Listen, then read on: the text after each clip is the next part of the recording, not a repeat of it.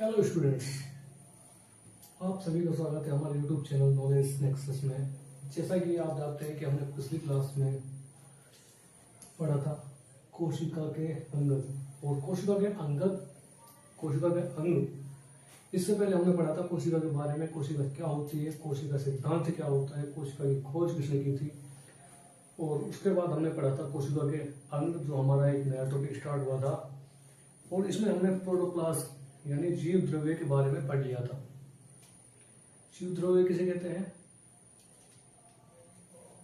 केंद्रक झिल्ली और कोशिका झिल्ली के मध्य जो चिपचिपा पदार्थ अर्ध तरल या लिक्विड फॉर्म में जो पदार्थ पाया जाता है उसी को हम क्या कहते हैं? जीव द्रव्य।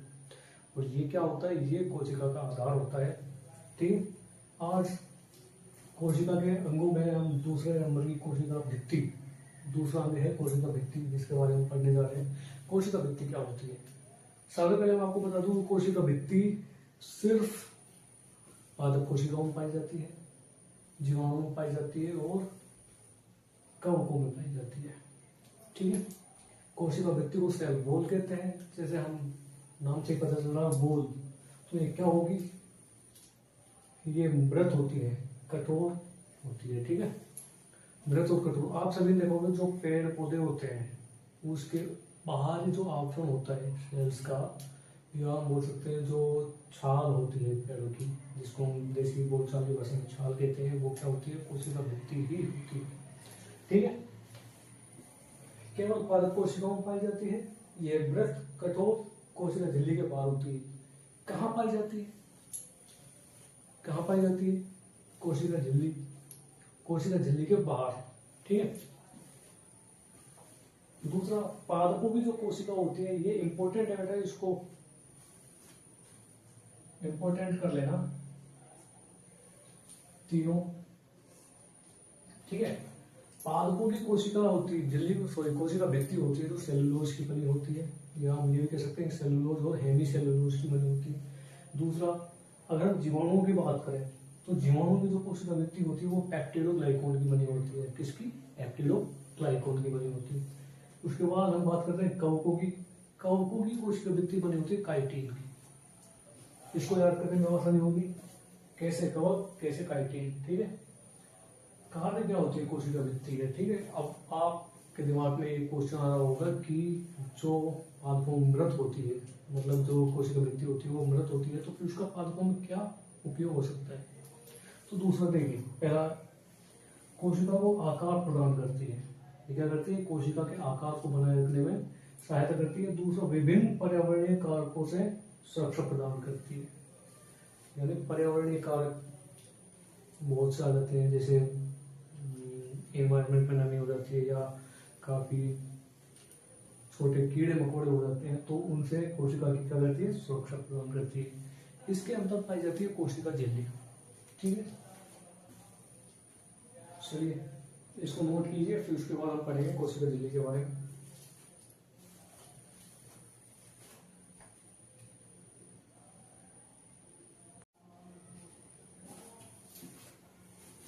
अगला का कोशिका का अंग है कोशिका झिल्ली। ठीक है, अभी हमने पढ़ा था जो कोशिका भित्ति होती है वो केवल पादप कोशिकाओं में पाई जाती है। इंपॉर्टेंट पॉइंट है, याद रखना। अगर आपसे कोई डिफरेंस पूछता है कि कोशिका भित्ति और कोशिका झिल्ली में क्या डिफरेंस है, या आपसे कुछ ऐसा क्वेश्चन आता है कि पादप कोशिका या जंतु कोशिका में क्या डिफरेंस है, तो आप बता सकते हैं कि जो कोशिका भित्ति होती है वो केवल पादप कोशिकाओं में पाई जाती है, लेकिन कोशिका झिल्ली पादप और जंतु दोनों कोशिकाओं में पाई जाती है। सेल, इसको सेल मेम्ब्रेन बोलते हैं। पादप प्लस जंतु दोनों कोशिकाओं में पाई जाती है। कोशिका की दीवार कहलाती है। ठीक है, सेल वॉल वो होती है, सेल वॉल कोशिका भित्ति। ठीक है, लेकिन कोशिका की दीवार एक कंफ्यूजन वाला टॉपिक है, ध्यान रखना। ठीक है, सेल वॉल, वॉल का मतलब होता है दीवार, लेकिन वो क्या होती है? पादप कोशिका में होती है। लेकिन कोशिका की दीवार, अगर आपसे कोई पूछे कि कोशिका दीवार क्या होती है, कोशिका झिल्ली या कोशिका भित्ति, तो आप बताओगे कोशिका झिल्ली। क्यों? क्योंकि जो कोशिका भित्ति होती है वो सिर्फ किस में पाई जाती है? पादप कोशिका में, लेकिन कोशिका झिल्ली दोनों में पाई जाती है, इसलिए इसको कोशिका की दीवार कहा जाता है। जंतु कोशिका में सबसे बाहरी आवरण। अब अगर आपसे पूछे कोशिका झिल्ली होती क्या है, तो जो जंतु कोशिका होती है उसका जो सबसे बाहरी आवरण होता है वो ही कोशिका झिल्ली होती है, या हम कह सकते हैं कि जंतु कोशिका का सबसे बाहरी आवरण, जंतु कोशिका का सबसे बाहरी आवरण क्या कहलाता है? कोशिका झिल्ली कहलाती है। लेकिन अगर पादप कोशिकाओं की बात करी जाए तो पादप कोशिकाओं में जो कोशिका झिल्ली होती है वो कोशिका भित्ति के अंदर पाई जाती है। ठीक है, फास्फोलिपिड और प्रोटीन की बनी होती है, ये इंपॉर्टेंट पॉइंट है। ठीक है, कोशिका भित्ति किससे बनी हुई थी? कार्बो की काइटिन से बनी हुई थी, जीवाणुओं की पेप्टिडोग्लाइकन से बनी हुई थी, और जो पादपों की थी वो ग्लूकोज और सेलुलोज और हेमिसेलुलोज से बनी हुई थी। लेकिन कोशिका झिल्ली फास्फोलिपिड प्लस प्रोटीन की बनी होती है। एक इंपॉर्टेंट पॉइंट और आ जाता है यहाँ पे आपका, ये चयनात्मक अर्धपारगम्य पतली लचीली छिद्रित होती है। कैसी होती है? चयनात्मक अर्धपारगम्य। अब इसका क्या मतलब है? चयनात्मक अर्धपारगम्य बता ऐसी चीजें होती हैं जो कुछ चीजों को तो अपने अंदर से प्रवाहित होने देती है, या कुछ चीजों को अपने अंदर से पार होने देती है, लेकिन कुछ चीजों को पार होने नहीं देती है। ठीक है, पतली होती है, लचीली होती है, छिद्रित होती है। ठीक है, छिद्रित होगी तभी उसमें से कुछ चीजें बाहर जा पाएंगी, कुछ अंदर आ पाएंगी। ठीक है, इसका निर्माण जीवद्रव्य की बाहरी परतों में रासायनिक क्रियाओं के फलस्वरूप होता है। अगर आपसे कोई पूछे कि जो कोशिका झिल्ली होती है वो बनी होती है फास्फोलिपिड प्लस प्रोटीन की। ठीक है, लेकिन इसका निर्माण कैसे होता है? अगर जैसे मैं आपको बताऊं, ये कोई सेल है, ठीक है, और इसके अंदर क्या भरा हुआ है? ये जीवद्रव्य प्रोटोप्लाज्म। इसकी जो बाहरी लेयर्स होंगी, ठीक है, ये जो इसकी बाहरी लेयर्स होंगी, इनके अंदर कुछ रासायनिक क्रियाएं होती है। उन्हीं रासायनिक क्रियाओं से किसका निर्माण होता है? कोशिका झिल्ली का निर्माण होता है।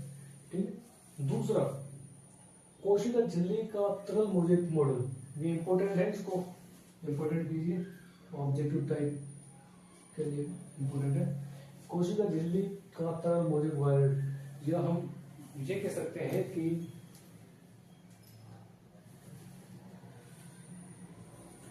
Flood mosaic model. ठीक है, फ्लड मोजिक मॉडल यानी कोशिका झिल्ली का तरल मोजेक मॉडल किसे दिया था? सिंगर और निकोल्सन, ये दो साइंटिस्ट हैं, सिंगर और निकोल्सन, और इन्होंने इसे 1972 में दिया था। ठीक है, अब अगर इसके हम कार्य की बात करें, ठीक है, वर्क की बात करें, स्क्रीनशॉट लीजिए एक बार इसका, फटाफट स्क्रीनशॉट लीजिए।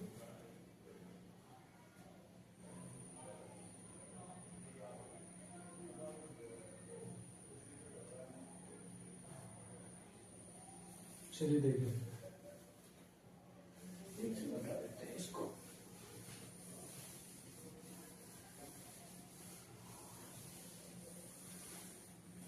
अगर मैं इसके वर्क की बात करता हूँ, यानी कार्य की, ठीक है,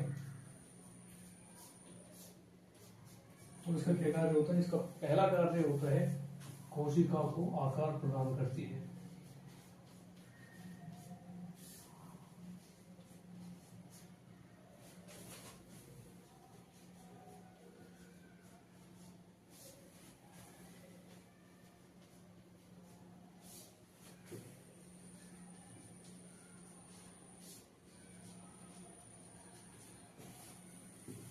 कोशिका को आकार प्रदान करती है, और दूसरा कार्य है इसका, देखिए, इसके बाद ना एक और आएगा, एक कोशिका का अंग जिसको बोलते हैं गोजिका है। ठीक है, सॉरी, अंतःप्रज्वी जालिका। जो अंतःप्रज्वी जालिका होती है उसी का निर्माण इससे ही उसी का निर्माण होता है। ठीक है, अंतःप्रज्वी जालिका का निर्माण करती है।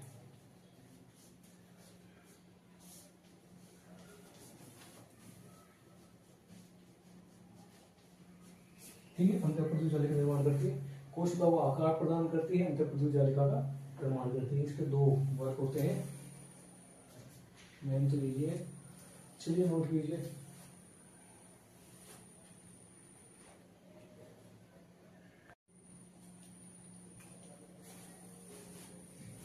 ओके, तो फोर्थ आपका अंग रहता है कोशिका का माइटोकॉन्ड्रिया। ये एक इम्पोर्टेंट वो होता है, इसी को हम सेल का पावर हाउस भी कहते हैं। क्यों? क्योंकि ये कोशिकाओं को एनर्जी प्रोवाइड करता है, ठीक है। माइटोकॉन्ड्रिया, इसको सूत्र कणिका भी कहा जाता है। काफी बार क्या है कि बच्चे कंफ्यूज हो जाते हैं कि माइटोकॉन्ड्रिया तो चलो हम जानते हैं, लेकिन सूत्र कणिका क्या होती है, ये तो कुछ नया आ गया। तो माइटोकॉन्ड्रिया को ही सूत्र कणिका कहा जाता है। इसकी खोज की हम बात करें तो इसकी खोज अल्टमान ने की थी, लेकिन जो माइटोकॉन्ड्रिया नाम है, माइटोकॉन्ड्रिया जो नाम है वो क्या किसने दिया था, वो दिया था सिली बेंडा ने, ठीक है। कोशिका का शक्ति गृह भी कहते हैं। आप कोशिका का शक्ति गृह क्यों कहते हैं, क्योंकि इसके अंदर क्या होता है, ऑक्सीश्वसन होता है, ठीक है। ऑक्सीजन की उपस्थिति में श्वसन जो होता है उसको ऑक्सीश्वसन कहते हैं। तो अगर आपसे पूछा जाए कि कोशिका के अंदर ऑक्सीश्वसन कहाँ होता है, तो कोशिका के अंदर ऑक्सीश्वसन कहाँ होता है, माइटोकॉन्ड्रिया के अंदर या सूत्र कणिका के अंदर। इसको पाउडर्स क्यों कहते हैं, क्योंकि इसमें ऑक्सीश्वसन के जरिए एटीपी प्लस ग्लूकोज का निर्माण होता है, ठीक है। एटीपी होती है एडेनोसिन ट्राइफॉस्फेट, इसको आज हम डीप में पढ़ेंगे। एटीपी क्या होती है, एडेनोसिन ट्राइफॉस्फेट, ये एडीपी प्लस 2 फॉस्फेट, ठीक है। ये मिलकर क्या बनाते हैं, adenosine triphosphate. Adenosine diphosphate plus phosphate adenosine triphosphate का निर्माण करते हैं। ये एटीपी का भंडारण भी करता है, यानी ऊर्जा का भंडार, या हम बोल सकते हैं कि ऊर्जा का भंडार वह भी कौन होता है, माइटोकॉन्ड्रिया होती है, ठीक है। दोहरी झिल्ली युक्त कोशिकाएं है इंपोर्टेंट, ये क्या है, दोहरी झिल्ली युक्त कोशिकाएं है। इसके ऊपर 2 झिल्लियां पाई जाती हैं, ठीक है। विचित्र अंगक कहते हैं इसको, हम कोशिका का विचित्र अंगक कहते हैं। क्यों, क्योंकि इसमें स्वयं का राइबोसोम गोलाकार डीएनए पाया जाता है। काफी सेल्स होती हैं जिनके अंदर क्या होता है, स्वयं का राइबोसोम या गोलाकार डीएनए नहीं पाया जाता, लेकिन इसके अंदर माइटोकॉन्ड्रिया के अंदर स्वयं का राइबोसोम पाए जाते हैं, ठीक है। स्वयं का गोलाकार डीएनए होता है, गोलाकार नग्न डीएनए पाया जाता है, इसलिए इसको हम विचित्र अंग कहते हैं। और इसको अर्ध स्वायत्त शासी अंग कहते हैं। अर्ध स्वायत्त शासी को कंप्लीटली स्वायत्त शासी क्या होता है, स्वायत्त शासी को समझिए, यानी अपना शासन भी हो जिसमें, ठीक है। जैसे कोई किसी की नहीं मानता हो तो हम इसको अर्ध स्वायत्त शासी अंग कहते हैं। क्यों, क्योंकि इसमें अपने समान नया डीएनए, सॉरी अपने समान नया माइटोकॉन्ड्रिया बनाने की क्षमता पाई जाती है। सॉरी, यहाँ पे अंग को कार्य कर लीजिए, माइटोकॉन्ड्रिया, माइटोकॉन्ड्रिया, माइटोकॉन्ड्रिया।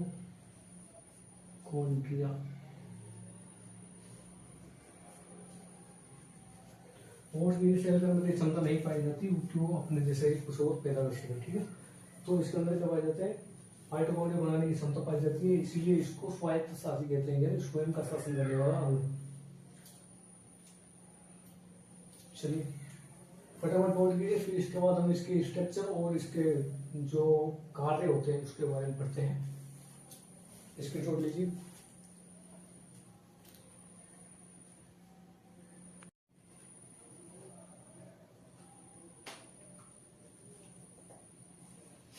चलिए देखिए, माइटोकॉन्ड्रिया की जो संरचना होती है वो इस तरह की होती है, ठीक है। ये काट दें हम ऊपर से इसको समझाने के लिए कि इसमें क्या क्या पाया जाता है। देखिए, माइटोकॉन्ड्रिया दोहरी झिल्ली युक्त कोशिकाओं होता है, जैसा कि मैंने आपको अभी बताया था। ये होती है इसकी बाहरी झिल्ली, ये जो आउटर लेयर दिख रही है आपको, ये होती है इसकी बाहरी झिल्ली। उसके अंदर पाई जाती है आंतरिक झिल्ली। आंतरिक झिल्ली में अंगुली नुमा प्रवर्ध पाए जाते हैं, यानी उंगली के समान उभार पाए जाते हैं अंदर की तरफ, मैट्रिक्स की तरफ। ये जो उभार देख पा रहे हो आप, ये वाले, इन्हीं को कहते हैं हम क्रेस्टी। ये इंपॉर्टेंट पॉइंट है, क्रेस्टी किसमें पाई जाती है, क्रेस्टी किसे कहते हैं, माइटोकॉन्ड्रिया की आंतरिक झिल्ली के अंदर अंगुली नुमा प्रवर्ध पाए जाते हैं, उन्हीं को कहते हैं हम क्रेस्टी, ठीक है। माइटोकॉन्ड्रिया के अंदर और क्या पाया जाता है, माइटोकॉन्ड्रिया के अंदर मैट्रिक्स पाया जाता है। जो आंतरिक झिल्ली होती है उसके अंदर का जो स्पेस होता है पूरा, उसको बोलते हैं मैट्रिक्स, ठीक है। इसके मैट्रिक्स में क्या क्या पाया जाता है, देखिए मैट्रिक्स में राइबोसोम पाए जाते हैं, समझ लो ना। मैट्रिक्स के अंदर राइबोसोम पाए जाते हैं। मैट्रिक्स के अंदर F1 कण पाए जाते हैं, ऑक्सीसोम पाए, इनको हम ऑक्सीसोम भी कहते हैं, F1 कण कहते हैं। और इनका स्ट्रक्चर कैसा होता है, ये आपका होता है बैडमिंटन के रैकेट जैसा। आपने वो बैडमिंटन का जो रैकेट होता है जिससे हम खेलते हैं, उस तरह के ये कण पाए जाते हैं। इसके अंदर माइटोकॉन्ड्रियल डीएनए पाया जाता है। तो आंतरिक झिल्ली अवकाश में दोनों झिल्लियों के मध्य जो अवकाश पाया जाता है उसको बोलते हैं हम आंतरिक झिल्ली अवकाश। ये स्ट्रक्चर हो जाती है इसकी संरचना।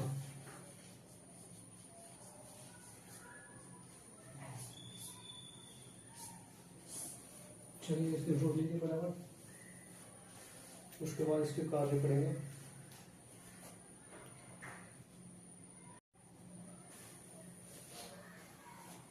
अगर हम माइटोकॉन्ड्रिया के कार्य की बात करते हैं, ठीक है, कि माइटोकॉन्ड्रिया में क्या क्या कार्य होते हैं, तो माइटोकॉन्ड्रिया का सबसे बड़ा एक ही कार्य होता है कि इसके अंदर ऑक्सीश्वसन होता है।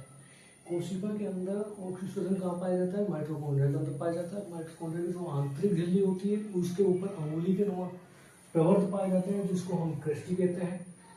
क्रेस्टी के ऊपर जो अंगुली प्रवर्त होते हैं इन्हीं के ऊपर छोटे छोटे दानेदार संरचनाएं पाई जाती है जिसको हम राइबोसोम कहते हैं या F1 कण कहते हैं। इनका स्ट्रक्चर कैसा होता है? F1 कण का जो आकार होता है वो रैकेट के जैसा होता है, ठीक है, बैडमिंटन का जो रैकेट होता है उसके जैसा होता है। इसके अंदर माइटोकॉन्ड्रियल डीएनए पाया जाता है, इसका खुद का डीएनए और खुद का राइबोसोम पाया जाता है। इसी की वजह से इसको क्या बोलते हैं? स्वायत्त शासी अंग कहते हैं। सॉरी, विचित्र अंग कहते हैं। स्वायत्त शासी अंग क्यों कहते हैं? क्योंकि इसके अंदर खुद के जैसा ही एक माइटोकॉन्ड्रिया बनाने की क्षमता पाई जाती है, इसीलिए इसको क्या बोलते हैं? स्वायत्त शासी अंग कहा जाता है। दोहरी झिल्ली संरचना होती है और इसका जो कार्य होता है, इसके अंदर ऑक्सीश्वसन होता है। ऑक्सीश्वसन से क्या क्या बनता है? ऑक्सीश्वसन, अच्छा मैं आपसे पूछूं ऑक्सीश्वसन होता क्या है? इसके अंदर एक साइकिल चलती है, ठीक है, उस साइकिल को बोलते हैं क्रेब्स चक्र। क्या बोलते हैं हम? क्रेब्स चक्र। माइटोकॉन्ड्रिया की आंतरिक सतह पर चलता है ये क्रेब्स चक्र, ठीक है।